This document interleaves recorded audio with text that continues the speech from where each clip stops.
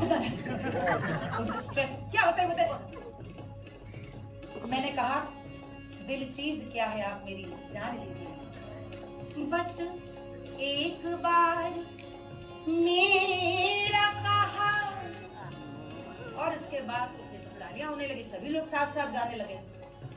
बालेश्वर जी बोले लेकिन हम तो दूसरी तरफ से गाते। मैंने कहा बताइए क्या? उन्होंने कुछ जो गुनगुनाया। मैंने कहा अनु जी बालेश्वर जी इस गीत को अपने अंदाज में कहना चाह रहे। हाँ बताइए बताइए बालेश्वर जी आप कैसे गाएंगे? रई रई रई रई रई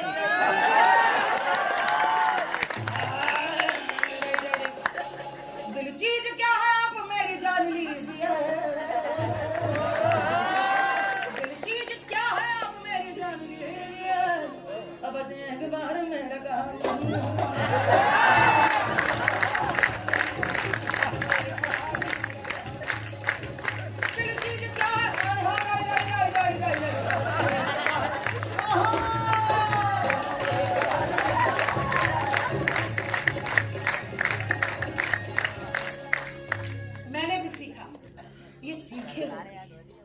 ये सीख होती है कि कलाकार कैसे महफिल को लूटता है, कैसा अपना बनाता है। ये आप लोगों के लिए भी सीख है।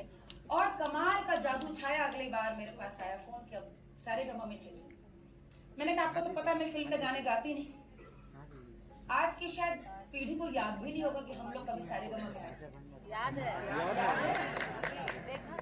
और उस समय उन्होंने बताया कि लंदन में कर रहे हैं हम सारे गमा, और लंदन में सारे गमा में आपकी बार कोई शर्त नहीं है गजल की, गीत, आप जो गाना चाहेगा, फिल्म के गाने न गाए गाए मत गाए, आप जो गाएंगे उसी पे आप टेस्ट कीजिए। मैंने मन में सोचा, लेकिन सबसे बड़ी दिक्कत थी लंदन, पहली विदेश यात्रा, लेकिन दोनों बच्चे, और इस सब के बीच जीवन साथी हो तो ऐसा। प्रसन्नता तो एक चीज होती है, गर्व के साथ इन्होंने कहा जाओगी कैसे? नहीं, मैं फोन करके बोल रहा हूँ गजेंद्र सिंह से कि जाएगी। इन्होंने मेरी ओर से हाँ। तकलीफ विदेश अकेले जाने की नहीं थी, इनकी भी नहीं थी, दोनों छोटे बच्चों को छोड़ के जाने की।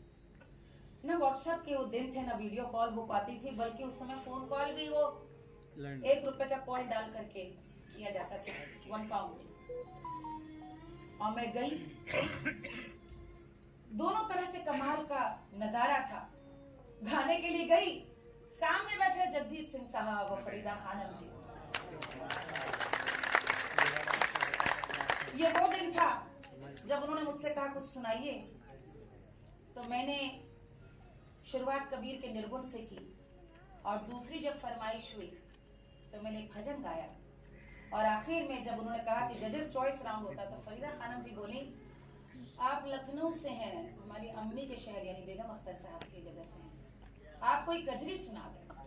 अब मेरे मन में आया कि अम्मी के शहर से यानी लखनऊ में कजरी का रंग अलग है, उस अंदाज से जहाँ पे वो कैसे गाती थी, सुनरी कोयल तू बावरे तू क्यों मल्हार गाए है, छाए रहे काली घटा। लेकिन मैंने कहा कि ये सुनना चाहते क्या सुने? मैंने कहा कौन सी कजरी सुनेंगे, अवधी, मिर्जापुरी या बनारस की? जगजीत सिंह बोले क्या इतनी तरह की कजरी होती है? और मैंने कहा जी, तो तीनों सुनाइए।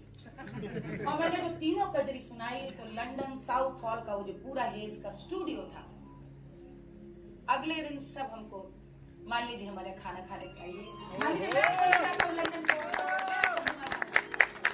सफलता मिल रही थी, लेकिन बीच बीच में बच्चों से मिलने की। और ऐसे में जब मैं सेमीफाइनल तक पहुंची, और एक दिन बड़ा क्रूशियल राउंड था जिसमें मुझे गाना था, मैं फोन मिला रही थी, और बाहर ही फोन मिलाते मिलाते बेटी ने कहा मम्मी वहां ठंड है। मैंने कहा हाँ मेरा बच्चा, आप जल्दी से कान्हा से बात कराओ। तब तक कड़क फोन कट गया। मैं पागलों की तरह से उसमें पैसे डालते रहे। फिर उसके बाद फोन मेरे बगल में, मैंने कहा प्लीज आपके पास सिक्के, मेरे सिक्के खत्म हो गए। उधर से मान लीजिए, are you ready? You are on next next please please गाइए। मैंने कहा प्लीज मेरी बेटे से बात कराओ दो प्लीज, वो फोन पे खड़ा हुआ है। तो कब ma'am Malini ji please please come. हाँ मैं मंच पर आकर गा रही। छिप गए तारे नजारे ओए क्या बात हो गई। जिस सुर से हम पकड़े हमें तो पकड़ने दीजिए। छोड़ दीजिए। तूने काजल लगाया दिन में रात हो गई, तूने काजल लगाया दिन में रात हो गई। एक हाथ से रोना एक आंख से हंसना क्या होता है, कलाकारों से बेहतर कौन जानता है।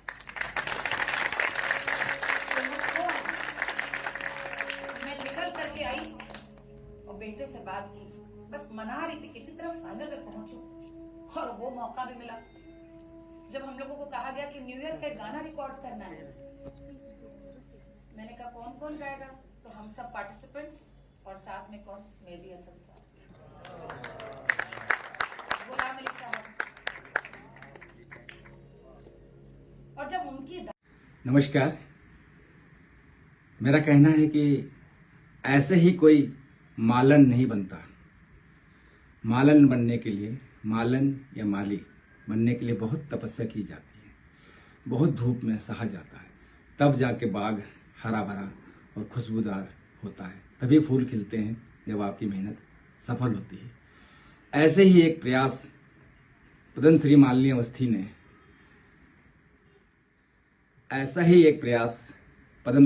अवस्थी ने अपने नाटक मालन अलबेली में किया, जो कि भारतीय नाट्य अकादमी के 50वीं वर्षगांठ पर आयोजित किया गया था। नाटक में दिखाने का प्रयास किया और गायन और नृत्य के माध्यम से कि अकेले, वो भी एकल नाटक था उनका, कि कैसे जिंदगी जी जाती है। एक आईएएस अफसर की पत्नी होने के बाद भी कितनी मुसीबतें झेलनी पड़ती हैं, कैसे अपने दोनों बच्चों को लेके वो निकली, गई, जगह जगह पहुंची, कहाँ कहाँ, कैसे कैसे, किनसे किनसे उन्होंने सीखा, ये सब उन्होंने अपने इस नाटक में बताने का प्रयास किया। एक शब्द में यूँ कहूँ कि आसमान में थूकने वालों पे उन्होंने करारा तमाचा मारा। मैंने उनको भातखंडे छात्र जीवन से देखा है। 40 वर्ष पूर्व वो हमारे साथ भातखंडे में थी, पढ़ रही थी, तब भी गा रही थी मंचों पे। और उसके बाद जब मैं आईएएस वीक में डांस सिखाने जाता था, तो वहाँ भी वो डांस के साथ साथ गायन के लिए भी आती थी, और चुपचाप बहुत सहज भाव से एक आईएएस की पत्नी होकर भी वहाँ आईएएस वीक में अपने सीनियर के सामने बहुत ही अच्छे ढंग से पेश आती थी। मेरे व्यक्तिगत विचारों से मुझे लगा कि उन्होंने आसमान में थूकने वालों पे एक करारा तमाचा मारा है, क्योंकि लोग अधिकतर यही कहते हैं, यही जानते हैं कि वो आईएएस की बीवी हैं, उन्हें हर चीज़ आसानी से मिल गई। लेकिन मैं भी उनके इस स्ट्रगल का भागी हूँ, सहभागी हूँ। मैंने भी देखा है उन्हें आज से 40 वर्ष पहले भी, जब भातखंडे में पढ़ती थी और कहाँ कहाँ, कैसे कैसे, क्या क्या गाने गाती थी। मैं उनका इस